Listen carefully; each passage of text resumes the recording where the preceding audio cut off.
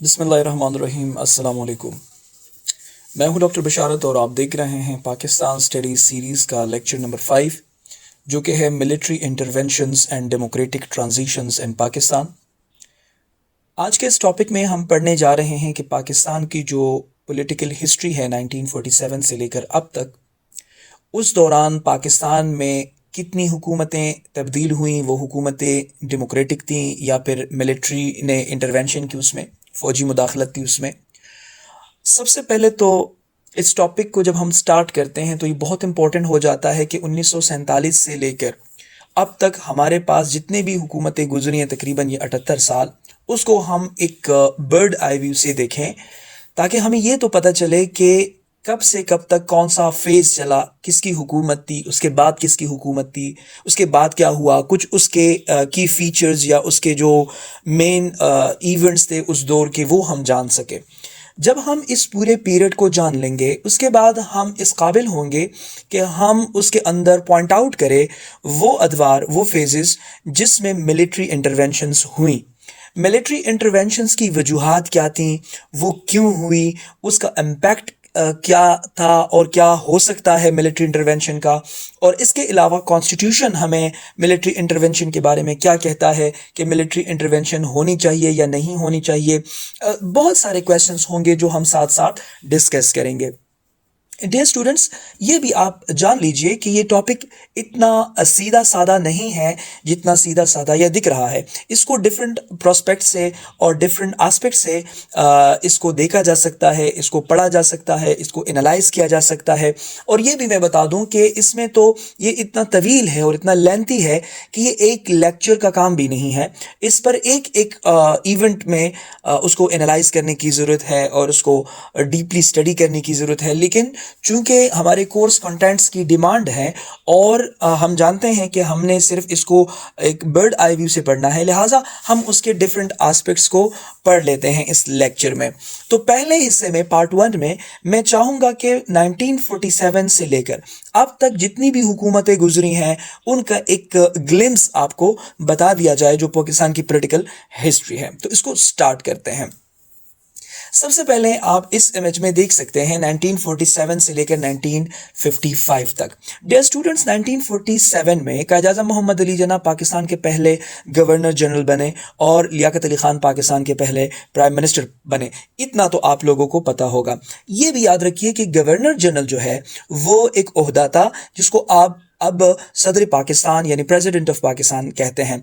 चूंकि ये title 1935 act से आया और आप जानते हैं कि पाकिस्तान आज़ाद हुआ तो उस वक्त पाकिस्तान का अपना आइन नहीं था, लिहाजा 1935 एक्ट में कुछ ज़रूरी अमेंडमेंट्स कराकर उसको पाकिस्तान का प्रोविजनल कॉन्स्टिट्यूशनल अडॉप्ट किया गया, अनलेस एंड अनटिल के पाकिस्तान का अपना कॉन्स्टिट्यूशन बने, जो कि बाद में 1956 में बना। तो उस वक्त गवर्नर जनरल का जो टाइटल था वो सदर पाकिस्तान का था। और अब आगे मैं आपको बताऊंगा कि 1956 का कॉन्स्टिट्यूशन बना तो सिकंदर मिर्जा, जो पाकिस्तान का गवर्नर जनरल था उस वक्त, वो पाकिस्तान का पहला प्रेसिडेंट बना।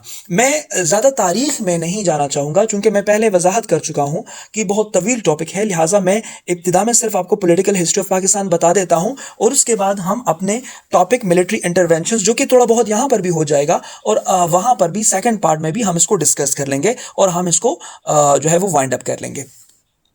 स्टूडेंट्स, 1948 में कायद-ए-आज़म मोहम्मद अली जिन्ना की वफ़ात हो गई तो उस वक़्त ख्वाजा नाज़िमुद्दीन को पाकिस्तान का दूसरा गवर्नर जनरल बना दिया गया। फिर आप देखिए 1951 में लियाकत अली खान की असैसिनेशन हुई, उनको कत्ल कर दिया गया। वो भी एक तारीख है और मैंने जिस तरह पहले अर्ज़ किया कि मैं उस तारीख के इवेंट्स में ज़्यादा डिटेल में और डीप नहीं जाना चाहता, मैं सिर्फ आपको ओवरव्यू दे रहा हूँ। ख्वाजा नाज़िमुद्दीन जो कि गवर्नर जनरल थे वो प्राइम मिनिस्टर बने और पाकिस्तान के गवर्नर जनरल बन गए ग़ुलाम मोहम्मद। ये 1951 की बात है। उसके बाद 1953 में मोहम्मद अली बोगरा जो है वो पाकिस्तान के प्राइम मिनिस्टर बने, यानी ख्वाजा नाज़िमुद्दीन को हटा दिया गया। यहाँ पर आप एक चीज़ नोट कर लीजिए कि कितना रैपिडली चेंजेस हो रहे हैं। यानी हुकूमत बनती है 5 साल के लिए, اور انتخابات کی صورت میں بنتی ہیں. ابھی تک انتخابات بھی نہیں ہو رہے ہیں اور یہ لوگ تبدیل ہو رہے ہیں. یعنی کتنا زیادہ آپ کو پولیٹیکل انسٹیبلٹی نظر آئے گی. پہلے فیز میں جو کہ 1958 تک ہے، میں آپ کو بتاؤں گا تقریباً 4 گورنر جنرلز اور 7 پرائم منسٹرز تبدیل ہوئے. ٹھیک ہے، وہ آپ دیکھ لیں گے. پھر آپ دیکھ لیجئے 1953 میں محمد علی بوگرا پرائم منسٹر بنے. اس کے بعد 1955 میں غلام محمد کی جگہ سکندر مرزا پاکستان کے گورنر جنرل کے طور پر ابھر آئے. وہ ایک ملٹری بیک گراؤنڈ کے بندے تھے اور وہ پاکستان کے پہلے گورنر جنرل بنے. اور ملٹری انٹرونشن کو جب ہم پڑھیں گے تو روٹس آپ کو یہیں سے ملیں گے.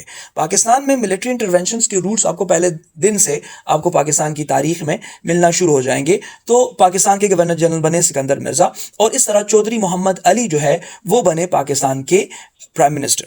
ٹھیک ہے، اب ظاہری بات ہے یہ دو جو آخری اب 1955 میں ہے، ایک پولیٹیکل ہسٹری ہے کہ کیا ہوا کیا نہیں ہوا اور یہ اتنا ڈیلے کیوں ہوا. کانسٹیٹیوشن ابھی تک نہیں بنا تھا، کانسٹیٹیوشن میں 1956 میں بنا. یہ ڈیلے کیوں ہوا، اس کے پیچھے وجوہات، اس کے اوپر میری الگ سے ویڈیو موجود ہے جس میں نے وضاحت کی ہے کہ 1947 سے لے کر 1956 تک یہ 9 سال پاکستان کا آئین کیوں نہیں بنا. اس پر میری ڈیٹیل میں ویڈیو موجود ہے، وہ آپ دیکھ سکتے ہیں میرے یوٹیوب چینل میں کے اندر سرچ کر سکتے ہیں. میں اس وقت بات نہیں کر رہا، لیکن یہاں پر ان دونوں نے ایک کام کیا اور وہ یہ تھا کہ پاکستان کو پہلا کانسٹیٹیوشن دیا. یعنی سکندر مرزا جو تھے اور جو پاکستان کے پرائم منسٹر تھے چودھری محمد علی، یہ جو تھے ان کی موجودگی میں پاکستان کو پہلا کانسٹیٹیوشن ملا. اور یوں پاکستان کا پہلا کانسٹیٹیوشن 23 مارچ 1956 کو وجود میں آیا. تو اسی وجہ سے سکندر مرزا، جس طرح پہلے میں نے کہا تھا، وہ گورنر جنرل تھے لیکن وہ بن گئے پریزیڈنٹ آف پاکستان. اور اس کے بعد حسین شہید سہروردی کو پاکستان کا پرائم منسٹر بنا دیا گیا. آپ دیکھ سکتے ہیں کتنا پولیٹیکل انسٹیبلٹی ہے کہ کتنا جلدی یہ لوگ تبدیل ہو رہے ہیں پرائم منسٹرز. اس کے بعد 1957 میں آپ دیکھیے ابراہیم اسماعیل چنڈی گڑھ جو ہے وہ پاکستان کے پرائم منسٹر بنے. اس کے بعد ملک فیروز خان جو ہے وہ پاکستان کے پرائم منسٹر بنے. تو آپ دیکھ لیجئے کہ 1947 سے لے کر 1957 اور 58 تک پاکستان میں 7 پرائم منسٹرز تبدیل ہوئے اور 4 جو ہے وہ گورنر جنرل تبدیل ہوئے. 1958 میں ایک واقعہ ہوا اور وہ واقعہ پاکستان کی تاریخ کا آپ یوں کہہ لیں کہ ایک سیاہ جو دور شروع ہونے والا تھا اس کا ایک نقطہ آغاز تھا. اور وہ یہ تھا کہ 7 اکتوبر 1958 کو سکندر مرزا نے اسمبلی کو توڑا اور ملک میں مارشل لاء کا نفاذ کیا. اور اس شخص کو جنرل ایوب خان کو پاکستان کا چیف مارشل لاء ایڈمنسٹریٹر نافذ کیا. جنرل ایوب خان نے 27 اکتوبر 1958 کو سکندر مرزا کو اس کے عہدے سے برطرف کیا اور خود چیف مارشل لاء ایڈمنسٹریٹر کی حیثیت سے اور ایک چیف ایگزیکٹو کی حیثیت سے پاکستان کے حکمران بن گئے. جنرل ایوب خان کا جو دور تھا وہ 1969 تک تھا، لیکن اس پیریڈ میں جو کچھ چیزیں ہوئی وہ آپ کے سامنے یہاں پر اس سلائیڈ میں شو ہو رہے ہیں. وہ یہ تھا کہ ایک تو جنرل ایوب خان نے خود کو 1960 میں ایک ریفرنڈم کے ذریعے پاکستان کا صدر منتخب کروایا. اور اس کے بعد چونکہ وہ صدر پاکستان بن گئے لہٰذا اس نے 1962 میں پاکستان کو دوسرا کانسٹیٹیوشن دیا، کیونکہ پہلا کانسٹیٹیوشن تو 1958 میں 7 اکتوبر کو ایبروگیٹ ہو چکا تھا. لہٰذا 1962 میں پاکستان کا دوسرا کانسٹیٹیوشن بنا. اور 1962 کے کانسٹیٹیوشن پر بھی میری الگ سے ویڈیو موجود ہے جس کو اگر کوئی آپ دیکھنا چاہتا ہے تو وہ دیکھ سکتا ہے. یہ کانسٹیٹیوشن جو تھا یہ صدارتی تھا، یعنی 1956 کا جو بنا تھا وہ پارلیمانی تھا جس میں حکومتی اختیارات وزیر اعظم کے پاس زیادہ تھے، لیکن یہ والا جو تھا یہ صدارتی تھا. اور وہ اس لیے صدارتی تھا کہ جنرل ایوب خان خود صدر پاکستان تھے اور خود کو بہت زیادہ اختیارات اس نے دے رکھے تھے. اس کے بعد جو دوسرا ایونٹ ہوا، امپورٹنٹ ایونٹ، وہ تھا پریزیڈنشل الیکشنز 1965 جنوری میں صدارتی انتخابات ہوئے اور ان انتخابات میں جنرل ایوب خان کا مقابلہ کیا فاطمہ جناح نے، لیکن فاطمہ جناح یہ الیکشن ہار گئی اور دوسرے ٹرم کے لیے جنرل ایوب خان پاکستان کے صدر بنے. یعنی ابھی تک صدر پاکستان جو ہیں وہ جنرل ایوب خان ہی ہیں. دوسرا جو ایونٹ ہے امپورٹنٹ وہ ہے ستمبر 1965 میں پاکستان اور انڈیا کی لڑائی. پاکستان اور انڈیا کے درمیان 17 روزہ ایک جنگ ہوئی جس جنگ میں واضح طور پر پاکستان میں کامیابی حاصل کی تھی، لیکن کہا جاتا ہے کہ جنرل ایوب خان کی سچویشن اور پوزیشن اس وقت ایک نروس انسان کی تھی. اور اس کے بعد تاشکند کا جو معاہدہ ہوا تو اس میں جنرل ایوب خان نے وہ علاقے جو انڈیا سے سے انہوں نے تقریباً 5,000 مربع کلومیٹر کی زمین قبضہ کی تھی وہ واپس کر دی اور اپنے ٹروپس جو تھے وہ واپس کر دیے. تو اس کی وجہ سے اور کچھ اور بھی وجوہات تھیں جس کی وجہ سے اس کی پاپولیرٹی میں اضافہ ہوا اور آہستہ آہستہ وہ اپنی حیثیت جو ہے وہ کھوتا رہا. اور اس کا فائدہ اٹھایا ذوالفقار علی بھٹو نے جو وزیر خارجہ تھے جنرل ایوب خان کے, اور اس نے اپنے لیے 1967 میں پولیٹیکل پارٹی بنا دی, پیپلز پارٹی, اور وہ سیاسی طور پر جو ہے وہ برتری حاصل کرنے لگے ایوب خان کے مقابلے میں. پھر ہم دیکھتے ہیں 1969 میں ایوب خان نے حکومت کو اپنے ہی آئین کو ختم کیا اور سیکنڈ مارشل لا کا نفاذ کیا 25 مارچ 1969 کو, اور ملک کی جو باغ دوڑ تھی وہ سپرد کی جنرل آغا محمد یحییٰ خان کو. یحییٰ خان جو تھے اس نے ایک کام کیا اور وہ یہ تھا کہ 1970 میں پاکستان میں انتخابات کروائے. یہ انتخابات پاکستان کی تاریخ کے فرسٹ جنرل الیکشنز تھے. یاد رکھیے پاکستان بنا 1947 میں, لیکن 1970 تک پاکستان میں ایک بھی مرتبہ انتخابات نہیں کرائے گئے. یہ 1970 کے انتخابات پاکستان کی تاریخ میں پہلے جنرل الیکشنز تھے. اسٹوڈنٹس, یہاں پر میں آپ کو ایک بات بتاؤں کہ یہاں پر انتخابات جو تھے اس میں دو بڑے نام تھے, ایک شیخ مجیب الرحمان اور ایک جنرل ذوالفقار علی بھٹو. شیخ مجیب الرحمان عوامی لیگ کے سربراہ تھے جو بنگال کی پارٹی تھی, جو بنگال اوریجنیٹڈ تھی, اور جو ذوالفقار علی بھٹو صاحب تھے وہ ویسٹرن پاکستان یعنی موجودہ جو ہمارا پاکستان ہے اس کے سے تعلق رکھتے تھے, اور ظاہری بات ہے کہ یہاں پر اس کی میجورٹی زیادہ تھی. انتخابات ہوئے تو انتخابات کا نتیجہ یہ نکلا کہ یہ انتخابات ایک بہت ہی زیادہ میجورٹی کے ساتھ شیخ مجیب الرحمان نے جیت لیے. شیخ مجیب الرحمان نے بنگال کی تقریباً بہت ساری سیٹیں, تقریباً آلموسٹ تمام سیٹیں جیت لی تھیں, اور جو تقریباً 160 پلس تھے اور یہ تقریباً 80 پلس تھے ذوالفقار علی بھٹو. تو انتخابات آپ یوں سمجھیے کہ شیخ مجیب الرحمان نے جیت لیے تھے. لیکن اس وقت پاکستان کی جو سول بیوروکریسی تھی یعنی ذوالفقار علی بھٹو, اور پاکستان کی جو ملٹری بیوروکریسی تھی یعنی جنرل یحییٰ خان, وہ ان کی ہٹ درمی یہ تھی کہ جی یہ پرائم منسٹرشپ ہم شیخ مجیب الرحمان کو نہیں دیں گے. اور اس کا اثر یہ ہوا کہ بنگال میں ایک بغاوت شروع ہوئی, اور اس بغاوت کو دبانے کے لیے جنرل یحییٰ خان نے ایک آرمی ملٹری آپریشن شروع کیا. لیکن ملٹری آپریشن ناکام ہوا. اس کی ناکام کی بہت ساری وجوہات تھیں. عوام کی اس میں مخالفت آ گئی, ہندوستان نے بھی کچھ مدد کی, اور اس کے علاوہ کچھ اور بھی تنظیمیں ابھر آئیں جس کی وجہ سے پاکستان کی آرمی بنگال میں پکڑی گئی, اور یوں ہمیں بنگال کو چھوڑنا پڑا. اور یوں یہ سپریشن آف ایسٹ پاکستان کا واقعہ 16 دسمبر 1971 کو پاکستان کی تاریخ میں ہوا, جب پاکستان کا مشرقی ونگ ایسٹرن ونگ ہم سے جدا ہو کر بنگلہ دیش بن گیا. اس دوران ذوالفقار علی بھٹو پاکستان کے civil chief martial law administrator بنے, جو پاکستان کی تاریخ کے پہلے civil chief martial law administrator تھے. جب تک کہ آئین نہیں بنتا 1973 میں ایک ایونٹ یہ ہوا کہ پاکستان کو تیسرا کانسٹیٹیوشن ملا, جس کو 1973 کا کانسٹیٹیوشن کہتے ہیں. اس کو پرومولگیٹ کیا گیا 14 اگست 1973 کو, جو اب تک برقرار ہے, لیکن اب تک اس میں 27 امینڈمنٹس ہو چکی ہیں. ذوالفقار علی بھٹو پاکستان کے پرائم منسٹر بن گئے, اور فضل الہی چودھری پاکستان کے پریزیڈنٹ بن گئے. اس کے بعد 1977 تک ان کی حکومت چلی. حکومت نے اپنے 5 سالہ پورے نہیں کیے تھے کہ ملک میں بگاڑ شروع ہوا, اور یوں مڈ ٹرم الیکشن کی بات ہوئی. تو اس طرح سے 1977 میں پاکستان کی تاریخ میں سیکنڈ جنرل الیکشن 7 مارچ کو ہو گئے. لیکن یہ انتخابات جو تھے اس پر بہت بڑا واویلا ہوا, اور جس پر دھاندلی کے الزامات کی وجہ سے پاکستان میں عدم استحکام سیاسی طور پر پیدا ہوا, جس کا فائدہ اٹھایا اس وقت کے چیف آف آرمی اسٹاف محمد ضیاء الحق نے, اور اس نے پاکستان کے اندر جو ہے وہ نفاذ کیا ایک اور مارشل لا کا, جو مجموعی طور پر پاکستان کا تھرڈ مارشل لا تھا, اور یوں ایک دفعہ پھر ڈیموکریٹک گورنمنٹ کا خاتمہ کیا گیا.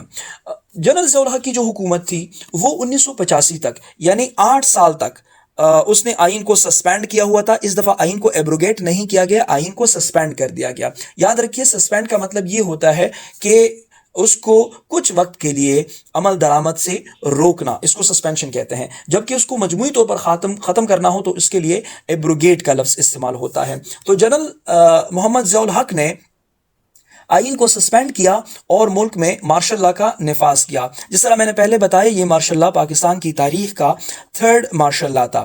1985 میں اس نے ملک میں انتخابات کروائے. وہ جمہوریت کی طرف ایک قدم تھا, لیکن یاد رکھیے یہ جمہوریت کوئی آزاد جمہوریت نہیں تھی, بلکہ اس پر بہت بڑا اثر تھا جنرل ضیاء الحق کا, اور اس کو ہم کنٹرولڈ ڈیموکریسی کہتے ہیں. یعنی ہم کہہ سکتے ہیں کہ ملٹری انٹرونشنز کی جب ہم بات کرتے ہیں تو 2 قسم کی حکومتیں ہوتی ہیں. ایک ڈائریکٹ جو فوجی حکمران ہوتے ہیں, اور ایک انڈائریکٹ, یعنی بظاہر تو وزیر اعظم ہوتا ہے, بظاہر تو ایک پولیٹیکل جو پروسیجرل آپ کہہ سکتے ہیں ڈیموکریسی چل رہی ہوتی ہے, لیکن سبسٹانسو جو ڈیموکریسی ہوتی ہے وہ فوجی حکمران کے ہاتھ میں ہوتی ہے. اور یہی ہوا کہ 1985 میں جمہوریت کو تو بحال کیا گیا, ریسٹور کیا گیا, اور آئین کو بھی ریسٹور کیا گیا, اور ساتھ میں ایک بہت ہی زیادہ متنازع ایک امینڈمنٹ بھی آئین میں ہوئی جس کو 8th امینڈمنٹ کہتے ہیں, 1985 میں کی گئی, اور اس میں صدر نے اپنے لیے بہت زیادہ اختیارات حاصل کر لیے. یہاں تک کہ 58(2)B کا جو آرٹیکل ہے جس کے تحت صدر پاکستان اسمبلی کو برخاست کر سکتا ہے, وزیر اعظم کو گھر بھیج سکتا ہے, اس قدر اختیارات صدر نے, جو کہ ضیاء الحق تھا, اس نے اپنے لیے حاصل کیے. بہرحال 3rd الیکشن کے نتیجے میں محمد خان جنیجو کو پاکستان کا پرائم منسٹر بنا دیا گیا. اس کے بعد 1988 میں جنرل ضیاء الحق کی شہادت ہوئی, وہ وفات ہو گئے ایک ایکسیڈنٹ میں. اور اس کے بعد 1988 میں غلام اسحاق خان جو تھے وہ پاکستان کے پریزیڈنٹ بنے. غلام اسحاق خان نے پاکستان کی تاریخ میں پاکستان کے 4تھے جنرل الیکشنز کروائے, جس کے نتیجے میں پیپلز پارٹی کی گورنمنٹ شروع ہوئی اور بے نظیر بھٹو پاکستان کی پہلی واحد خاتون پرائم منسٹر بن گئی. اس کے بعد 1990 میں غلام اسحاق خان نے اس پاور کا استعمال کیا جو پاور میں پہلے بیان کر چکا ہوں, 58(2)B, جس کے نتیجے میں صدر پاکستان وزیر اعظم کو ہٹا سکتا ہے. تو 58(2)B کا استعمال کرتے ہوئے بے نظیر بھٹو کی حکومت کو مختلف اس کے پر ایلیگیشنز پر کہ کرپشن تھی اور ویک ڈیموکریسی تھی اور ویک پور گورننس تھی اور پولیٹیکل انسٹیبلٹی تھی اور بہت سارے ایسے ایشوز تھے جس کی بنیاد پر غلام اسحاق خان نے بے نظیر بھٹو کی حکومت کا خاتمہ کیا. 1990 میں پاکستان کی تاریخ کے 5th جنرل الیکشنز کرائے گئے, جس کے نتیجے میں نواز شریف جو تھے وہ پہلی مرتبہ پاکستان کے پرائم منسٹر بن گئے. 3 سال بعد یعنی 1993 میں چھٹے جنرل الیکشنز کیے گئے, جس کے نتیجے میں بے نظیر بھٹو کی حکومت جو تھی وہ شروع ہوئی, اور بے نظیر بھٹو پاکستان کی تاریخ میں دوسری مرتبہ پرائم منسٹر کی حیثیت سے نمودار ہوئی. 1993 میں فاروق احمد لغاری پاکستان کے پریزیڈنٹ بنے. 1997 میں ایک مرتبہ پھر بے نظیر کی گورنمنٹ کو ختم کر دیا گیا, اور پاکستان میں پھر ایک دفعہ پھر 7th جنرل الیکشنز جو تھے وہ منعقد کیے گئے, جس کے نتیجے میں نواز شریف جو تھے وہ حکمران یعنی جو وزیر اعظم تھے وہ بن گئے. اس کے بعد محمد رفیق تارڑ جو تھے وہ پاکستان کے پریزیڈنٹ بنے 1998 میں. اس کے بعد اسٹوڈنٹس 1999 میں پرویز مشرف جو پاکستان کے چیف آف آرمی سٹاف تھے اس نے ٹیک اوور کیا 12 اکتوبر 1999 کو, اور ملک میں 4th مارشل لا نافذ ہوا. دراصل اس دفعہ اس نے اس کو مارشل لا نہیں کہا, اس نے خود کو چیف ایگزیکٹو کہا, چیف مارشل لا ایڈمنسٹریٹر نہیں کہا. اور یاد رکھیے کہ چیف ایگزیکٹو جو ہے وہ کوئی اصطلاح نہیں ہے کسی بھی حکمران کے لیے, لیکن اس نے یہ اڈاپٹ کیا اور خود کو چیف مارشل لا ایڈمنسٹریٹر نہیں کہا. 2001 میں پرویز مشرف نے خود کو انتخابات کے ذریعے یعنی ریفرینڈم کے ذریعے پریزیڈنٹ آف پاکستان نامزد کیا, منتخب کروایا, اور اس کے بعد 2002 میں اس نے پاکستان کی تاریخ کے 8ویں جنرل الیکشنز منعقد کروائے, جس کے بعد پرائم منسٹرشپ میر ظفر اللہ خان جمالی کو دی گئی 2002 میں. 2004 میں 2 پرائم منسٹر تبدیل ہوئے, چودھری شجاعت حسین اور شوکت عزیز.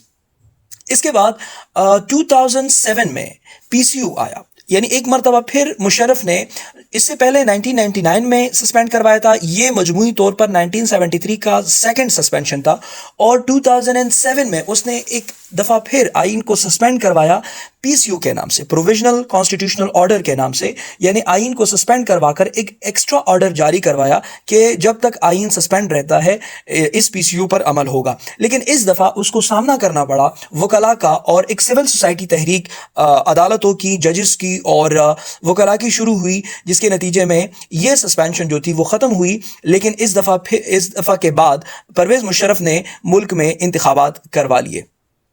2008 میں پاکستان کی تاریخ میں 9th جنرل الیکشنز کروائے گئے، جس کے نتیجے میں پیپلز پارٹی کی حکومت جو تھی وہ سٹارٹ ہوئی۔ آصف علی زرداری پاکستان کے پریزیڈنٹ بنے اور یوسف رضا گیلانی پاکستان کے پرائم منسٹر بنے۔ ہم یہ کہہ سکتے ہیں کہ 2008 میں کچھ حد تک ڈیموکریسی ریسٹور ہو چکی تھی۔ یہ فیئر الیکشن تھے، فیئر تو خیر اس سینس میں نہیں کہہ سکتے، لیکن جو پہلے انتخابات ہو چکے تھے اس کی بنسبت یہ زیادہ ٹرانسپیرنٹ الیکشن کہلائے جاتے ہیں، اور یہ جو ٹرانزیشن ہے ڈیموکریٹک ٹرانزیشن وہ بھی ہمیں دیکھنے کو ملتی ہے۔ اس کے بعد اسٹوڈنٹس 2013 تک پیپلز پارٹی کی حکومت رہی، لیکن یہ بھی یاد رکھیے کہ یوسف رضا گیلانی جو تھے وہ اس کو عدالت نے نااہل قرار دیا، اور اس نے یعنی اس کے جو پرائم منسٹرشپ کے جو 5 سال تھے وہ اپنے 5 سال پورے نہ کر سکے۔ 2013 میں پھر انتخابات ہوئے، اور یہ پاکستان کے مجموعی طور پر 10th جنرل الیکشنز تھے۔ ان الیکشنز میں پی ایم ایل این کی گورنمنٹ شروع ہوئی، جو پرائم منسٹر نواز شریف اور پریزیڈنٹ ممنون حسین بن گئے۔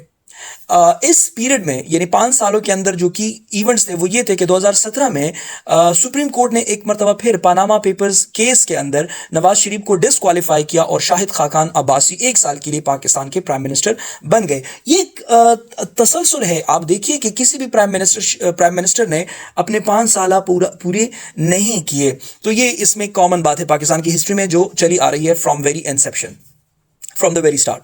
پھر 2018 سے 2022 تک اگر ہم بات کریں تو 11 جنرل الیکشنز منعقد ہوئے 2018 میں۔ ان الیکشنز کے نتیجے میں پی ٹی آئی کی گورنمنٹ سٹارٹ ہوئی، پرائم منسٹر بنے جناب عمران خان، اور پریزیڈنٹ بنے ممنون حسین کے بعد عارف علوی۔ اس کا بھی اہم کی ایونٹ یہ ہے کہ 2022 میں عمران خان کو نن کانفیڈنس ووٹ کے ذریعے ہٹا دیا گیا۔ یہ بھی یاد رکھیے کہ یہ پہلی مرتبہ پاکستان کی تاریخ میں ہوا کہ ایک الیکٹڈ پرائم منسٹر کو نن کانفیڈنس ووٹ کے ذریعے جو ہے وہ ہٹا دیا گیا ہو۔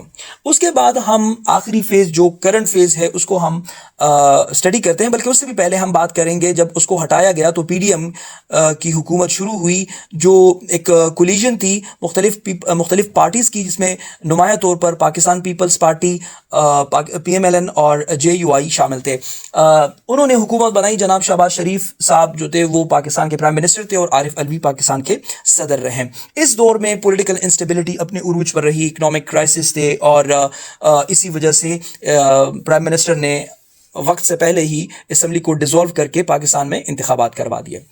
2024 کے اندر پاکستان میں 12 جنرل الیکشنز ہوئے، اور جو گورنمنٹ ابھی بھی جا رہی ہے، ابھی 2026 ہے۔ تو یہ جو الیکشنز تھے ان میں جو پی ڈی ایم تھی وہ کامیاب ہوئی، اور ایک مرتبہ پھر کولیجن گورنمنٹ جو ہے وہ وجود میں آئی، جس میں شہباز شریف صاحب جو ہے وہ پاکستان کے پرائم منسٹر ہے، اور آصف علی زرداری پاکستان کے پریزیڈنٹ ہیں۔ یہ جو دور چل رہا ہے، یہ میں نے جس طرح پہلے عرض کیا، یہ کولیجن گورنمنٹ ہے، اور اکنامک کرائسس اور جو پولیٹیکل ٹینشنز ہیں وہ ابھی بھی برقرار ہیں اور چل رہی ہیں، یہاں تک کہ گلوبلی بھی کافی زیادہ جو ہے وہ مسائل کا سامنا ہے۔ فلسطین کی غزہ کی لڑائی ہے، اور پھر ایران کی لڑائی ہے، اور گلوبل جو پورا سینیریو ہے پولیٹیکل وہ پورا ڈسٹرب ہے، اور مہنگائی ہے، اور بہت ساری چیزیں جو آپ اپنے راؤنڈ اباؤٹ دیکھ سکتے ہیں۔ بہرحال یہ تھا پاکستان کی پولیٹیکل ہسٹری۔ اس پولیٹیکل ہسٹری کو سم اپ کرتے ہیں، آپ کو اندازہ بھی لگا ہوگا۔ اس کو ہم اگر فیز وائز اب ہم دیکھیں، جو پچھلے سلائیڈز میں ہم نے باقاعدہ پکچرز کے ساتھ اور مختلف چیزوں کے ساتھ تھوڑا بہت اس کو انڈرسٹینڈ کرنے کی کوشش کی۔ یہ جو فیز وائز میں نے آپ کو ڈسکس کیا، پولیٹیکل ہسٹری کو اوور ویو کیا، یہ کیوں ضروری تھا؟ یہ اس لیے ضروری تھا کیونکہ جب آپ پاکستان کی اکانومی کو پڑھتے ہیں، جب بھی آپ پاکستان کی فارن پالیسی کو پڑھتے ہیں، تو آپ کو پاکستان کی پولیٹیکل ہسٹری بہت زیادہ اس کی امپورٹنس بڑھ جاتی ہے۔ آپ کو پتہ ہونا چاہیے کہ فار ایگزامپل اس فیز میں 70 سے لے کر 80 تک پاکستان کی اکانومی نے ترقی کی، تو آپ کو پولیٹیکل آئیڈیالوجی ایک تھنکنگ آپ کی ہو، اور آپ کی ایک انڈرسٹینڈنگ ہو پولیٹیکل کہ بھائی اس دور میں کس کی حکومت تھی، وہ حکومت کیسے آئی تھی، کیا ہو رہا تھا، کیا کوئی فورن ایڈ آ رہا تھا، یا کوئی حکومت کی طرف سے کوئی اچھے منصوبے کام کر رہے تھے۔ تو اس طرح سے آپ کو انالائز کرنے میں آسانی ہوتی ہے۔ اگر ہم سم اپ کریں اپنے اس ڈسکشن کو جو کہ ہم نے پڑھا ان پچھلے سلائیڈز میں، تو آپ دیکھ سکتے ہیں کہ پاکستان کے جو پہلے جو یلو کلر ہے 1947 سے لے کر 1958 تک، یہ پاکستان میں پولیٹیکل انسٹیبلٹی کا دور ہے۔ انسٹیبلٹی اس طرح کہ آپ نے دیکھا کہ 7 پرائم منسٹر جو تھے وہ تبدیل ہو گئے. کیوں ہوئے, کیسے ہوئے, کیا وجوہات تھیں, وہ ایک ڈیٹیل ہے جس کو ہم اس وقت اس کلاس میں نہیں پڑھ سکتے, لیکن آپ کو ایک براڈ اوور ویو میں نے دیا کہ 7 پرائم منسٹر جو تھے وہ تبدیل ہو گئے. دوسرا جو پیریڈ تھا وہ آپ نے دیکھا کہ جی ملٹری لڈ گورنمنٹ تھی. ہمارا ٹاپک کیا ہے, ملٹری انٹرونشنز. تو ملٹری انٹرونشنز میں تو پہلا آپ کو یہ آئیڈیا ہو گیا کہ جی 1958 میں پہلی دفعہ پاکستان میں ملٹری گورنمنٹ شروع ہوئی تھی اور وہ جاری رہی 1971 تک. اس میں 2 لوگ تھے, جنرل ایوب خان 1958 سے لے کر 1969 تک, اور دوسرا تھا جنرل یحییٰ خان جو کہ 1969 سے لے کر 1971 تک تھا. تیسرا جو گورنمنٹ تھی جو گرین کلر ہے وہ الیکٹڈ گورنمنٹ تھی. تھوڑا بہت ڈیموکریسی آپ کو ریسٹور ہوتا ہوا دکھائی دی 1971 سے لے کر 1977 تک, بلکہ 1973 سے لے کر, کیونکہ یہ پہلے 71 سے لے کر فال آف ڈاکا سے لے کر 1973 کانسٹیٹیوشن آف پاکستان تک, یہ جو تھا یہ مارشل لاء کا دور تھا جس میں chief marshal law administrator, civil chief martial law administrator جو تھے وہ تھے جی جناب ذوالفقار علی خان بھٹو.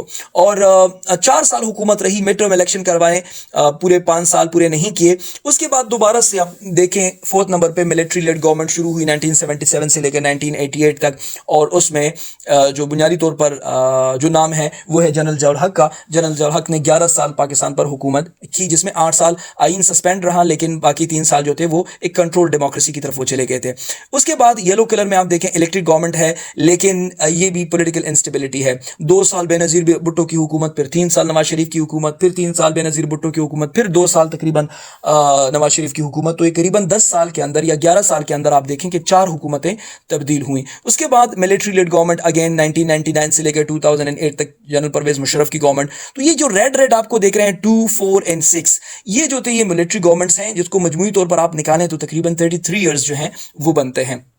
اس کے بعد آپ دیکھیں کہ تھوڑا سا ایک ریسٹوریشن ڈیموکریٹکلی آپ کو ملے گا 2008 سے لے کر 2026 تک, لیکن اس میں بھی کامن بات یہ ہے کہ پاکستان کے کسی بھی پرائم منسٹر نے اپنے 5 سال پورے نہیں کیے. 7 میں اگر آپ دیکھیں 2008 سے لے کر 2013 تک, تو اس میں یوسف رضا گیلانی کو جو ہے وہ نااہل قرار دیا گیا. اس کے بعد 2013 میں بھی نواز شریف کو نااہل قرار دیا گیا. پھر 2018 سے لے کر 2026 تک آپ دیکھیے کہ عمران خان کو جو ہے وہ نان کانفیڈنس ووٹ کے ذریعے ہٹا دیا گیا. تو ایک کامن سی بات پاکستان میں یہ ہے کہ جمہوری اقدار اپنے پیروں پہ کڑی نہیں ہو سکی, اور ایک بار ایک جو ہے فیلئر آپ کو ڈیموکریسی کا نظر آتا ہے, اور بہت ہی زیادہ کنٹرولڈ ایک ڈیموکریسی آپ کو نظر آتی ہے ملٹری لیڈ گورنمنٹ, چاہے وہ ڈائریکٹلی ہو یا انڈائریکٹلی ہو.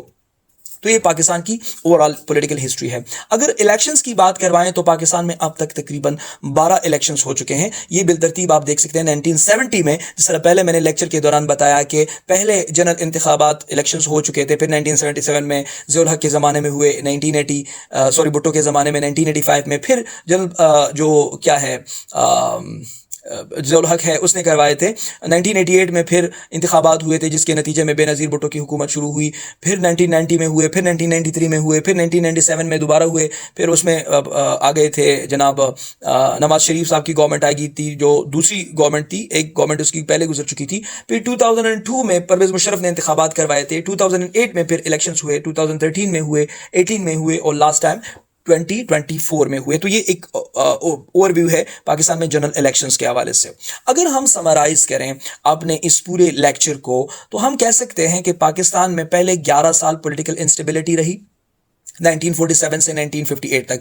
پھر اس کے بعد 33 ایئرز ملٹری رول رہا 1958 to 1971, پھر اس کے 1977 to 1988, پھر 1999 سے لے کر 2008 تک. تو یہ مجموعی طور پر 33 ایئرز ہمارے پاس ملٹری رول رہا. اس کے بعد ہمارے پاس 33 ایئرز جو ہے وہ ڈیموکریٹک ریجیم کے رہے, یعنی مختلف اوقات میں جو ڈیموکریٹک گورنمنٹس تھیں وہ ہو گئی, لیکن ان میں سے کوئی بھی ڈیموکریٹک گورنمنٹ اپنے 5 سالہ ٹینیور کو پورا نہیں کر پائی, اور وہ میں نے لیکچر کے دوران آپ کو بتا دیا.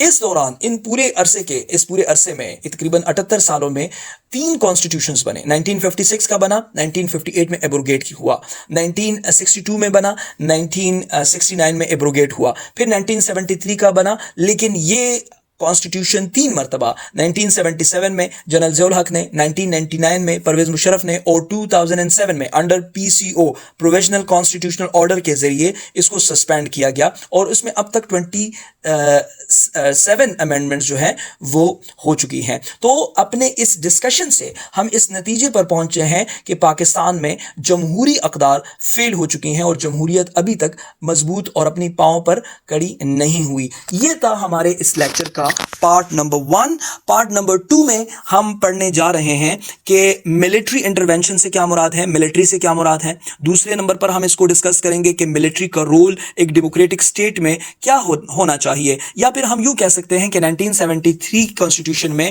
ملٹری کے رول کو کس طرح ڈیفائن کیا گیا ہے. پھر ہم ڈسکس کریں گے کہ ملٹری نے جو ٹیک اوور کیے تو اس کے کازز کیا تھے. ایوب خان کے زمانے میں ٹیک اوور ہوا, جنرل ضیاء نے کیا, جنرل پرویز مشرف نے کیا. یہ جو ملٹری انٹرونشنز آپ کو نظر آتے ہیں یہ کیوں ہیں, ان کے کازز کیا تھے. اور 4th نمبر پر لاسٹ کویشچن ہمارے پاس اس لیکچر میں ہے, وہ یہ ہے کہ امپیکٹ کیا ہے, what is the impact of military regime, جو کہ اگر ڈائریکٹ ہو یا انڈائریکٹ ہو تو ان کا امپیکٹ کیا پڑتا ہے, فورن پالیسی پر کیا پڑتا ہے, انٹرنل یا ایکسٹرنل پالیسیز کے اوپر یا سیکیورٹی کے حوالے سے ان کا امپیکٹ کیا پڑتا ہے. تو اس کو ہم تھوڑا سا ڈسکس کریں گے, وہ پارٹ 2 ہوگا ہمارا. تھینک یو سو مچ. اچھا تو اسٹوڈنٹس, اب ہم بات کریں گے اس لیکچر کے سیکنڈ پارٹ پہ, اور وہ بہت امپورٹنٹ پارٹ ہے, اور وہ یہ ہے کہ ہم اس میں بات کریں گے کہ فوج کیا ہوتی ہے. جب ہم کہتے ہیں ملٹری انٹرونشن تو یہ بات بہت امپورٹنٹ ہو جاتی ہے کہ ہم یہ سمجھ جائیں کہ فوج سے کیا مراد ہے, ملٹری سے کیا مراد ہے, ملٹری بیوروکریسی سے کیا مراد ہے. پھر دوسری بات یہ کہ جمہوری ریاست کے اندر, ایک ڈیموکریٹک اسٹیٹ کے اندر فوج کا کردار کیا ہونا چاہیے, 1973 کا کانسٹیٹیوشن ہمیں کیا کہتا ہے. اور تیسری اور اہم بات یہ ہوگی کہ پاکستان میں ملٹری انٹرونشن بار بار دیکھنے کو کیوں ملتی ہے اور ان کا امپیکٹ کیا ہے. اس قسم کے سوالات کو ہم آنسر کریں گے اس لیکچر کے اندر. سب سے پہلے اس بات کو سمجھ لیتے ہیں کہ ملٹری سے کیا مراد ہے. عام طور پر لوگ سمجھتے ہیں کہ فوج کا مطلب جو ہے وہ صرف بری فوج یعنی آرمی ہے, لیکن حقیقت اس سے کہیں زیادہ وسیع ہے. فوج دراصل ریاست کا ایک کمپلیٹ ڈیفنس سسٹم ہوتا ہے جس میں بری فوج, بحریہ اور فضائیہ شامل ہوتی ہیں. اس کے ساتھ ساتھ انٹیلیجنس ایجنسیاں, لاجسٹک ادارے اور اسٹریٹجک کمانڈ کے ڈھانچے ان کا حصہ ہوتے ہیں. لاجسٹک اداروں سے مراد وہ فوجی ادارہ ہوتا ہے جو کہ فوجیوں کو وسائل کی فراہمی, ان کے طبی امداد اور ان کی ضروریات جیسے ٹرانسپورٹیشن کے حوالے سے جو ان کی ضروریات ہوتی ہیں وہ بہم پہنچاتی ہیں. اور اسٹریٹجک کمانڈ سے مراد فوج کا وہ نظام یا اسٹرکچر ہوتا ہے جو لانگ ٹرم گول کو اچیو کرنے کے لیے اسٹریٹجیز بناتے ہیں, یعنی گویا کہ وہ ماسٹر مائنڈز ہوتے ہیں آرمی کے. تو یہ تمام ادارے مل کر ملٹری کہلاتے ہیں. تو جب ہم ملٹری انٹرونشن کی بات کرتے ہیں تو اس سے صرف ایک ادارے کی بات نہیں کرتے بلکہ یہ تمام ادارے مل کر, کیونکہ ملٹری ایک فرد نہیں ہے, ملٹری ایک انسٹیٹیوشن ہے اور ایک کافی ویل اسٹیبلشڈ انسٹیٹیوشن ہے. یہ بھی یاد رکھیے کہ جب ہم بھی ذکر کرتے ہیں ملٹری بیوروکریسی کا تو ملٹری بیوروکریسی سے مراد یعنی وہ افسر شاہی ہے جو ملٹری کے اندر ہوتا ہے. اور وہ کہاں سے شروع ہوتا ہے, وہ کم از کم کرنل کے عہدے سے شروع ہوتا ہے, آنورڈ جاتا ہے, بریگیڈیئر جنرل, میجر جنرل وغیرہ.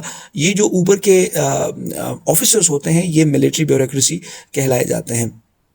اب سوال یہ پیدا ہوتا ہے کہ ایک ڈیموکریٹک اسٹیٹ کے اندر فوج کا کردار کیا ہونا چاہیے, یا ہم یہ کہہ سکتے ہیں کہ 1973 کانسٹیٹیوشن میں فوج کا کردار کیسے ڈٹرمن کیا گیا ہے اور فوج کے فنکشن اور رول کو کس طرح ڈیفائن کیا گیا ہے. تو اس کو ہم سمجھتے ہیں اسٹوڈنٹس, جمہوریت میں, ڈیموکریسی میں ایک بنیادی اصول یہ ہوتا ہے کہ ہم کہتے ہیں کہ سویلین کی بالادستی ہوگی, یعنی سویلین سپریمیسی ہوگی. سویلین سے مراد وہ لوگ جو انتخابات کے ذریعے حکومت میں آتے ہیں یا جو عوام ہوتے ہیں, جو افراد ہوتے ہیں. ظاہری بات ہے جمہوریت میں جو لوگ انتخابات جیت کر حکومت میں آتے ہیں دراصل وہ لوگوں کو لانے والے جو لوگ ہوتے ہیں وہ عام لوگ ہوتے ہیں. تو اسی لیے سویلین بالادستی یا سویلین سپریمیسی جو ہے وہ ایک فنڈامنٹل پرنسپل ہوتا ہے ڈیموکریسی کے اندر. یعنی اس کا مطلب یہ ہوتا ہے کہ فوج جو ہوگی وہ حکومت کے تابع ہوتی ہے، نہ کہ حکومت فوج کے تابع ہوتی ہے۔ اسی کو ایک مشہور فلسفر ہے جس کا نام ہے سیموئل ہنٹنگٹن، اس نے اس کو آبجیکٹو سویلین کنٹرول کہا ہے۔ اگر ہم پاکستان کے 1973 کے آئین کو دیکھیں تو اس میں فوج کے کردار کو بڑی وضاحت کے ساتھ متعین کیا گیا ہے تاکہ وہ سیاست میں مداخلت نہ کرے۔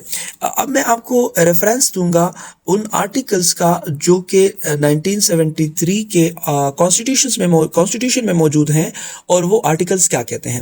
یاد رکھیے 1973 کانسٹیٹیوشن میں آرٹیکل 243 سے لے کر آرٹیکل 245 تک 243، 244 اور 245 جو ہے وہ ملٹری کے بارے میں ڈسکس کرتے ہیں۔ آرٹیکل 243 ہمیں کہتا ہے کہ مسلح افواج کی جو سپریم کمان ہوگی وہ صدر کے پاس ہوگی، لیکن اس کا اصل جو کنٹرول ہوگا وہ وفاقی حکومت کے پاس ہوتا ہے۔ نمبر سیکنڈ، آرٹیکل نمبر 244 کہتا ہے کہ ہر فوجی یہ حلف اٹھاتا ہے کہ وہ آئین کا وفادار رہے گا اور کسی سیاسی سرگرمی میں حصہ نہیں لے گا۔ اس کے علاوہ آرٹیکل نمبر 245 یہ ہمیں کہتا ہے کہ فوج کے دو بنیادی کام ہوں گے۔ نمبر ایک ہوگا کہ بیرونی دشمن سے دفاع کرنا، اور دوسرا یہ کہ جب حکومت کہے، یعنی جس طرح میں نے پہلے کہا کہ وہ وفاقی حکومت کے کنٹرول میں ہوگی فوج، تو دوسرا جو فنکشن اس کا بتایا گیا وہ یہ ہے کہ جب حکومت کہے تو اندرونی حالات میں سول ایڈمنسٹریشن کی مدد کرنا یہ بھی فوج کا کام ہے۔ اور سب سے اہم جو 1973 کانسٹیٹیوشن میں آرٹیکل ہے وہ ہے آرٹیکل نمبر 6، جس کے مطابق آئین کو توڑنا یا آئین کو سسپینڈ کرنا، یعنی ایبروگیٹ کرنا یا اس کو سسپینڈ کرنا، دونوں کو سنگین غداری، ہائی ٹریزن قرار دیا گیا ہے۔ تو یہ ہے آئین کے حوالے سے فوج کا کردار اور فوج کی جورسڈکشن۔ اب آئین جو ہے اگر اتنا واضح ہے اور اتنا مطلب ہے کہ کلیئر ہے، تو پھر پاکستان میں بار بار فوجی حکومتیں کیوں آتی ہیں، ملٹری انٹرونشن کیوں ہوتی ہے، یہ بھی ذرا یاد رکھیے۔ اسٹوڈنٹس، ایکسپرٹس کے ہاں جیسے کہ عائشہ جلال نے اور ذکر کیا اپنی کتاب میں، یا اسٹیفن کوہن نے بھی ذکر کیا کہ فوج بار بار کیوں آتی ہے، تو اس کی جو ایک بڑی وجہ اس نے بیان کی ہے وہ ہے اداروں کا عدم توازن، انسٹیٹیوشنز کے اندر ان ایکوالٹی۔ یعنی ایک ہے فوج جو کہ ایک انسٹیٹیوشن ہے، اور دوسرا ہے سیاسی ادارے جو ایک انسٹیٹیوشن ہے۔ اب یہ دو انسٹیٹیوشنز ایسے ہیں کہ جن کے درمیان عدم توازن ہے، یعنی ایک طرف فوج بحیثیت ادارے کے بہت مضبوط ہے، وہ بہت پروفیشنل ہے، وہ بہت ایکٹیو ہے، جبکہ دوسری طرف سیاسی ادارے جو ہیں وہ کمزور ہیں، وہ ویک ہیں، ان میں فلاز ہیں، ان میں افراتفری ہے، ان میں کرپشن ہے، ان میں ویک پور گورننس ہے، ان میں جو ہے وہ ڈیموکریٹک ویلیوز کی کمی ہے، بہت ساری خامیاں اس کے اندر پائی جاتی ہے۔ تو اسٹیفن کوہن یا عائشہ جلال جیسے جو ایکسپرٹس ہیں وہ کہتے ہیں کہ اس کی بنیادی وجہ کہ پاکستان میں بار بار فوجی حکومتیں آئی ہیں، جو آپ نے پولیٹیکل ہسٹری کے اندر میں نے جس طرح بتایا آپ نے دیکھی ہیں، تو اس کی بنیادی وجہ جو ہے وہ جو ادارے ہیں، جو انسٹیٹیوشنز ہیں، ان کے اندر عدم توازن یعنی ان ایکوالٹی ہے۔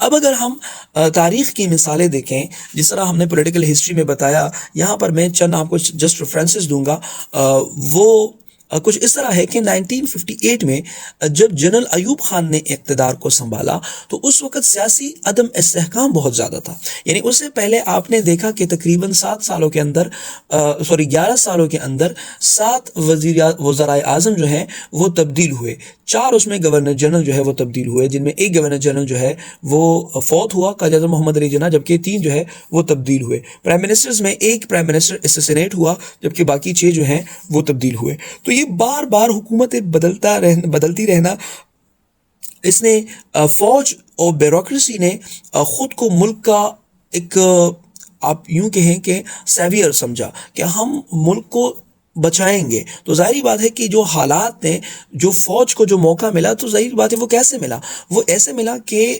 ڈیموکریٹک انسٹیٹیوشنز ناکام ہوتی رہیں، بار بار ناکام ہوتی رہیں، تو فوج نے خود کو اس ملک کا ایک ایسا ادارہ سمجھا کہ وہ نجات دے سکتا ہے اپنے اس قوم کو.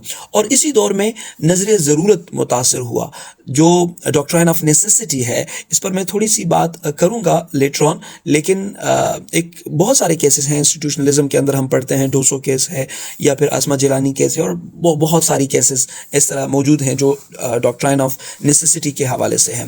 تو نظریہ ضرورت یہ ہے کہ عدالتوں نے یہ فیصلہ دیا کہ فوج اگرچہ ان کا آنا انکانسٹیٹیوشنل تھا، لیکن انقلاب ایسا کہ جب وہ کامیاب ہو جائے تو وہ خود کو لیگل کر دیتا ہے.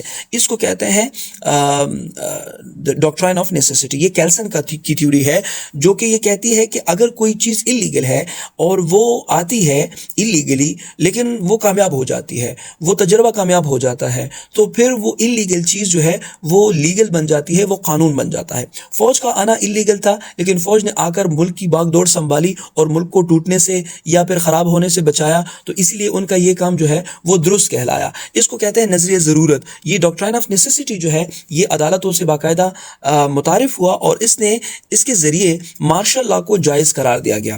اس کے بعد اگر آپ دیکھیں 1977 میں جب جنرل ضیاء الحق آئے تو اس کی وجہ سیاسی بحران تھا، انتخابات میں دھاندلی کے الزامات ایلیگیشنز تھے، بھٹو حکومت کے خلاف ملک بھر میں احتجاج ہو رہے تھے. ضیاء الحق نے اسلام کے نام پر نظام مصطفیٰ کا نعرہ لگایا اور اقتدار سنبھالا. تو آپ دیکھیے کہ دونوں جگہوں میں جو فلا ہے اور جو گیپ ہے وہ سول حکومتوں کی وجہ سے، یا پھر آپ یوں کہیں کہ ڈیموکریٹک انسٹیٹیوشنز کی طرف سے ایک فلا آیا اور اس کو کیش کیا یا اس سے فائدہ اٹھایا فوجی اداروں نے. تو ظاہری بات ہے کہ جب ایک طرف خامی ہوگی تو دوسرا ادارہ تو بڑا مضبوط ہے، ہمارا بڑا پروفیشنل ہے، وہ اپنے کام میں مہارت رکھتی ہیں. تو اگر اس طرح کی سچویشن تاریخ میں بار بار ہوئی اور فوج نے ٹیک اوور کیا. اس طرح 1999 میں بھی آپ دیکھیں، 1999 میں جب پرویز مشرف نے اقتدار کو سنبھالا تو اس کی جو بڑی وجہ تھی وہ یہ تھی کہ وزیر اعظم جو اس وقت تھے نواز شریف اور فوج جو تھی اس کے درمیان ٹکراؤ تھا، خاص طور پر کارگل کے معاملے پر. جب نواز شریف نے مشرف کو ہٹانے کی کوشش کی تو فوج نے اسے اپنے ادارے کے خلاف اقدام سمجھا اور اقتدار سنبھالا.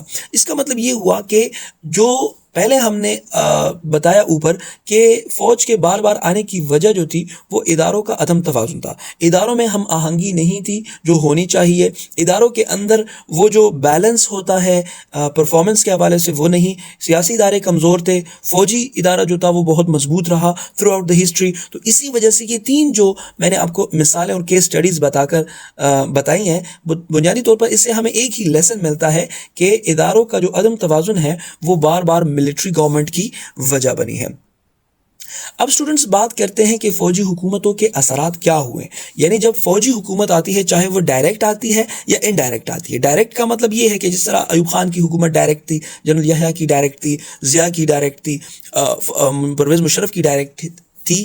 اور اسی طرح انڈائریکٹ کا مطلب یہ ہوتا ہے کہ جب حکمران ڈائریکٹلی حکومت نہیں کرتے، یعنی آپ کا جو سٹرکچر ہے پروسیجرل سٹرکچر ہے وہ قائم رہتا ہے، انتخابات ہوتے ہیں، حکومتیں بدلتی ہیں، یہ سارا کچھ ہوتا ہے. لیکن انڈائریکٹ کا مطلب یہ ہوتا ہے کہ جو فی الواقع جو حکومت ہوتی ہے، جو ادارے ہوتے ہیں، جو لا اینڈ آرڈر ہوتا ہے، جو ایکویلٹی ہوتی ہے، جو جسٹس ہوتا ہے، جوڈیشری ہوتی ہے، وہ کنٹرول ہوتی ہے ملٹری کے. تو اس کو ہم کہتے ہیں انڈائریکٹ گورنمنٹ.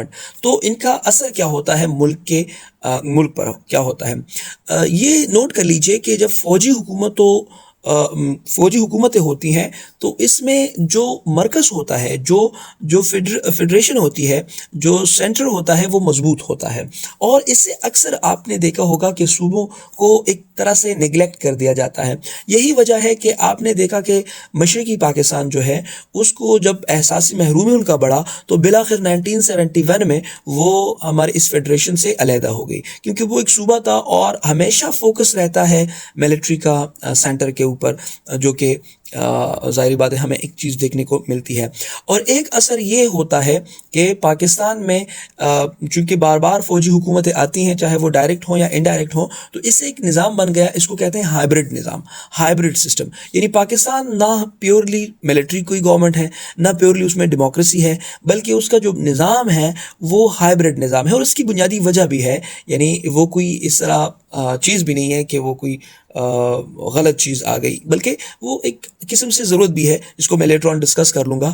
ہائبرڈ نظام بن گیا ہے پاکستان کا, یعنی جہاں پر بظاہر جمہوریت ہوتی ہے لیکن کچھ اہم فیصلے خاص طور پر دفاع کے حوالے سے یا خارجہ پالیسی کے حوالے سے یہ فوج کے پاس رہتے ہیں. تو دوسری جو امپیکٹ ہوتا ہے ملٹری رول کا وہ یہ ہوتا ہے. اس کے علاوہ خارجہ پالیسی میں بھی تبدیلی آتی ہے ملٹری انٹرونشن سے, اور وہ اس طرح آتی ہے کہ فوجی ادوار میں اگر آپ دیکھیں فوجی جتنے بھی ملٹری فیزز گزرے ہیں پاکستان میں, اس میں زیادہ تر ہماری جو پالیسی ہے ملک کی وہ سیکیورٹی کے ارد گرد گھومتی رہی ہے.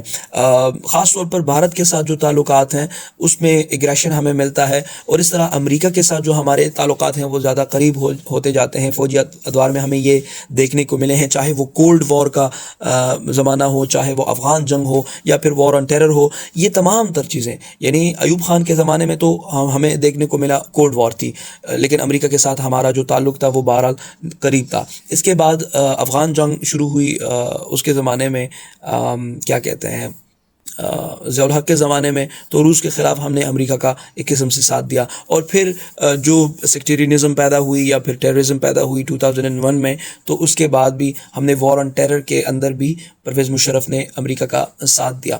تو یہ ہمیں مثالیں ملتی ہیں, ہمارے پاس یہ ایگزامپلز موجود ہیں.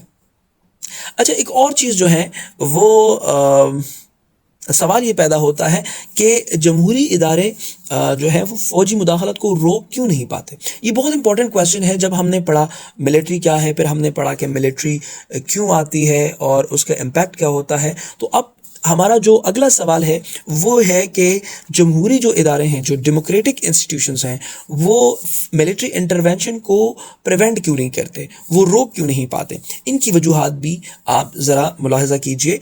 ایک پہلا جو بنیادی وجہ ہے کہ ملٹری انٹرونشن کو جمہوری ادارے روک نہیں پاتے, ان میں سے ایک یہ ہے کہ پاکستان شروع ہی سے ایک سیکیورٹی اسٹیٹ بنا ہے. سیکیورٹی اسٹیٹ کا مطلب یہ ہے کہ وہ ہمیشہ اپنی دفاع کو اولین ترجیح رکھتا ہے, یعنی وہ سوشل ڈیولپمنٹ کو زیادہ توجہ نہیں دیتا, بلکہ وہ سیکیورٹی پرپسز کو زیادہ اہمیت دیتا ہے. دوسری وجہ یہ ہے کہ عدلیہ نے, جوڈیشری نے بار بار نظر ضرورت کے تحت مارشل لاز کو جائز اور لیگل قرار دیا. جس طرح میں نے پہلے بھی کہا کہ جس طرح کہ ڈوسو کیس میں ہم نے آپ کا حوالہ دیا, یا ظفر علی شاہ کیس میں آپ کو حوالہ دیا. اسٹوڈنٹس, یہاں پر میں آپ کو ڈوسو کیس کے بارے میں تھوڑا سا بتا دوں کہ یہ ہے کیا, اور یہ کس طرح اس نے ڈاکٹرائن آف نیسیسٹی کو جو ہے پاکستان میں نافذ کرنے کی کوشش کی, اور کس طرح عدالتوں نے مارشل لاز کو جو ہے وہ لیگل کرنے کی ایک کوشش کی, جو کہ ظاہری بات ہے کامیاب ہوئی ملٹری انٹرونشن کے حوالے سے.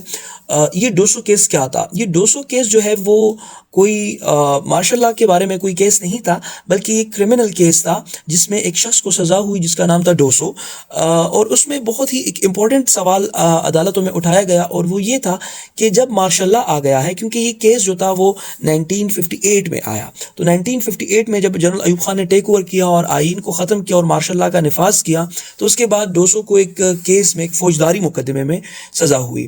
اور اس میں جو ہے وہ جب وہ سزا ہوئی تو اس میں ایک سوال سامنے آیا کہ جب مارشل لاء آ گیا تو کیا پرانا آئین اور پرانے قوانین ابھی بھی لاگو ہوں گے یا نہیں ہوں گے, کیونکہ وہ تو مارشل لاء کے ساتھ ختم ہو گئے. تو اس میں عدالت نے ایک فیصلہ دیا, اور عدالت کی جو پاکستان کی جو سپریم کورٹ ہے, جس کی اس وقت سربراہی جو ہے وہ جسٹس محمد منیر کر رہے تھے, اس میں ایک بہت ہی اس نے ایک متنازع فیصلہ دیا. عدالت نے کہا کہ جب ایک انقلاب, ایک ریولوشن کامیاب ہو جائے تو وہ خود ہی قانون بن جاتا ہے. یعنی اگر کوئی طاقت حکومت یعنی جیسے فوج حکومت پر قبضہ کر لیں یا اس پر کنٹرول کو برقرار رکھیں تو وہ نیا قانونی نظام بن جاتا ہے اور وہ لیگل ہوتا ہے. یہ جو بنیادی نظریہ تھا یہ ڈاکٹرائن آف نیسیسٹی کہلاتا ہے, اور یہ نظریہ بنیادی طور پر ایک قانون دان تھا جس کا نام تھا ہنس کیلسن. اس کی تھیوری تھی, اور وہ تھیوری جو تھی وہ تھیوری آف ریولوشنری لیگیلٹی اس کو کہتے ہیں. یہ تھیوری تھی کہ جب ایک فوج یا ایک طاقت حکمران بن جائے اور وہ کامیاب ہو جائے تو وہ خود ہی لیگل بن جاتا ہے. ٹھیک ہے, یعنی سادہ الفاظ میں ہم یہ کہہ سکتے ہیں کہ یہ فیصلہ تھا کہ عدالت نے یہ کہا کہ مارشل لا ایک کامیاب انقلاب ہے, اسی لیے خود بخود لیگل ہو گیا. پرانا آئین ختم ہو گیا لیکن اب نیا نظامی قانون جو ہے وہ اب لیگل بن گیا. تو یہ 200 کیس تھا, ایک اسپیشل کیس تھا 1958 میں ہوا جس کے تحت عدالتوں نے مارشل لا کو لیگل قرار دیا. تو پاکستان میں جو بنیادی وجہ تھی حکومتیں بار بار یعنی جو جمہوری حکومتیں ہیں وہ کیوں نہیں روک پاتی, تو ان میں تو ایک وجہ یہ تھی کہ میں آپ کو بتائی کہ پاکستان ایک سیکیورٹی سٹیٹ ہے.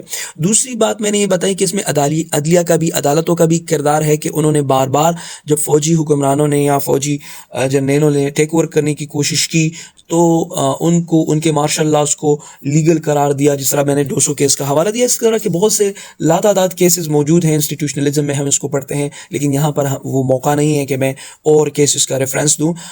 تیسرا جو بنیادی وجہ یہ ہے, تیسری بنیادی وجہ وہ یہ ہے کہ سیاسی جماعتوں کے اندر جمہوریت کی کمی ہے, ڈیموکریٹک ویلیوز کی کمی ہے.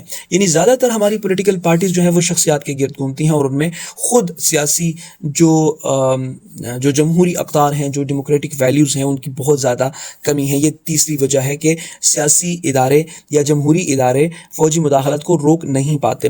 چوتھا جو عنصر ہے اور چوتھی جو وجہ ہے وہ یہ ہے کہ عوام جب حکومتوں سے مایوس ہوتی ہیں, ظاہری بات ہے کہ جب حکومتیں آتی ہیں تو ان کا زیادہ فوکس جو ہے وہ اپنی جیبوں پہ ہوتا ہے, کرپشن پہ ہوتا ہے. تو جب عوام حکومتوں سے مایوس ہو جاتی ہیں تو فوج خود کو ایک بہتر اور منتظم اور بہتر ایڈمنسٹریٹو کے طور پہ پیش کرتی ہے جسے لوگ وقتی طور پر قبول کر لیتے ہیں. ظاہری بات ہے جب لوگ جو ہے وہ حکومتوں سے تنگ ہو جاتے ہیں, ان کی ضروریات پوری نہیں ہوتی, مہنگائی کنٹرول نہیں ہوتی اور افراتفری ہوتی ہے, کرپشن ہوتی ہے اور اس طرح کی بہت ساری چیزیں ہوتی ہیں, تو عواموں کی نظر جو ہے وہ فوراً آرمی کی طرف چلی جاتی ہے اور آرمی خود کو اس طرح پیش کرتی ہے کہ ہم آپ کے خیر خواہ ہیں, اور ظاہری بات ہے کہ پھر وہ لوگ اسے قبول کر لیتے ہیں.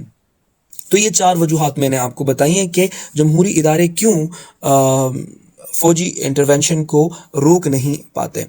اب آخری جو امپورٹنٹ کوشچن ہے وہ یہ ہے کہ اس کا حل کیا ہے, یعنی ہم ملٹری انٹرونشن کو, ڈائریکٹ ٹیک اوور کو, مارشل لاز کو کیسے ایوائڈ کر سکتے ہیں. تو یہ بہت اہم کویشچن ہے.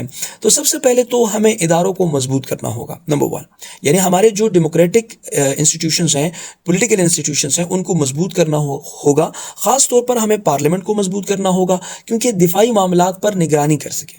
ظاہری بات ہے کہ پارلیمنٹ, جس طرح پارلیمنٹ بنتا ہے تو اس میں ڈفرینٹ پورٹ فولیوز بنتے ہیں. اس میں ایک وزیر دفاع بھی ہوتا ہے جو حکومتی فرد ہوتا ہے, سویلین ہوتا ہے, اور اس کے نیچے تمام فوج جو ہے وہ کام کرتی ہے. جس طرح پہلے میں نے کہا کہ وفاق کے نیچے فوج کام کرتی ہے. تو ظاہری بات ہے اگر پارلیمنٹ مضبوط ہوگی تو دفاعی معاملات بھی اس پر نگرانی اس کی ہو سکتی ہے, اور جس طرح عام طور پہ ملٹری کرتی ہے. دوسرا یہ کہ آرٹیکل نمبر 6 جو ہم نے پڑھا کہ جو بھی آئین کو سسپینڈ کرے گا یا آئین کو توڑے گا یا توڑنے اور سسپینڈ کرنے کی کوشش کرے گا تو وہ سنگین غداری ہوگی. تو ظاہری بات ہے اس پر عمل درآمد ہونا چاہیے.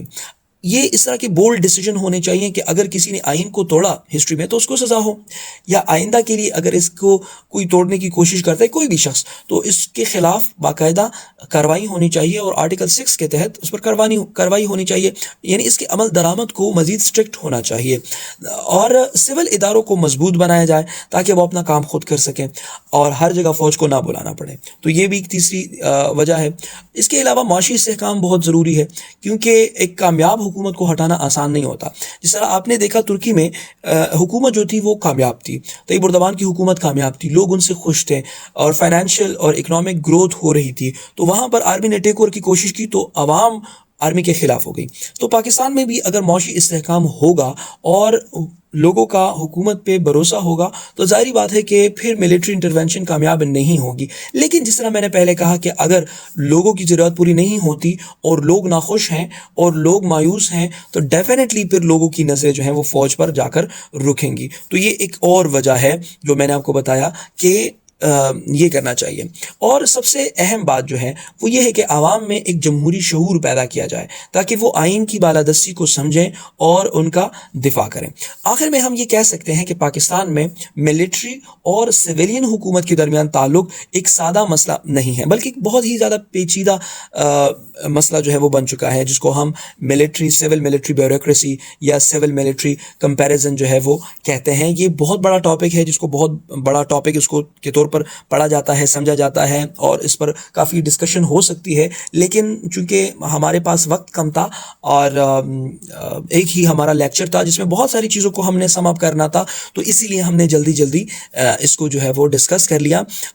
آخر میں ہم یہ کہہ سکتے ہیں کہ جب تک سویلین ادارے یا ڈیموکریٹک جو انسٹیٹیوشنز ہیں وہ خود کو مضبوط نہیں کرتی، وہ خود کو منظم نہیں کرتی اور وہ خود کو مؤثر اور ایفیکٹو نہیں بناتی، تب تک حقیقی جمہوریت جو ہے وہ قائم نہیں ہو سکتی، اور تاریخ میں اس قسم کے معاملات دوبارہ ہمیں دیکھنے کو مل سکتے ہیں. یہ آج کا ہمارا ٹاپک تھا. ٹاپک جس طرح میں نے پہلے ڈسکس کیا تھا بڑا وسیع تھا، بڑا کمپریہنسو تھا، بہت زیادہ ٹائم کنزیومنگ تھا، لیکن ہم نے کوشش کی کہ پھر بھی اسے اہم چیزیں نکالیں تاکہ ہماری جو انڈرسٹینڈنگ ہے وہ اس پر ڈیولپ ہو سکے. امید کرتا ہوں کہ ملٹری انٹرونشن اور ڈیموکریٹک ٹرانزیشنز کے حوالے سے جو ہمارا ٹاپک تھا اس پر آپ کی تھوڑی بہت انڈرسٹینڈنگ ڈیولپ ہو گئی ہوگی. اگر مزید آپ اس کو اپنی اسٹڈی ڈیولپ کرنا چاہتے ہیں تو جو اسکٹس میں نے آپ کو بتایا، جو فیزز میں نے آپ کو بتائے، اس پر آپ اپنی اسٹڈی کو ڈیولپ کر سکتے ہیں. آپ کی سماعتوں کا بہت شکریہ. اللہ حافظ.